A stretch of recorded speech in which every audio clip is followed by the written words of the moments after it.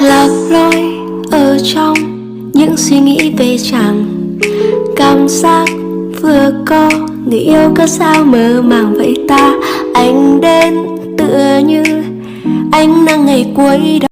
Đi cùng em qua cơn mưa sáng ngập lối, em làm mây bay theo anh khắp phương trời.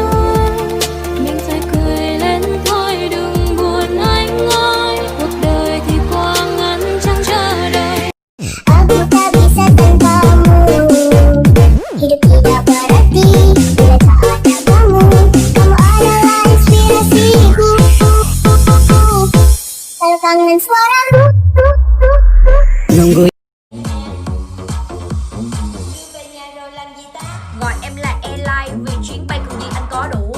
Anh không thể chối được em đâu vì thiếu em đêm nay xin máu ngủ. Tặng cho anh chiếc E7 bay cùng em từ đây đến sáng mai. Bên em là điều làm đau thâu đêm đưa rồi cây cùng chi kỷ. Huynh đệ ơi, huynh đệ à, cuộc sống có tốt không, có khỏe không? 生命让我看见更多，笑我再出发给我。生命让我心有不停，为你写一首情歌，放在浪漫的副歌，你的轻轻。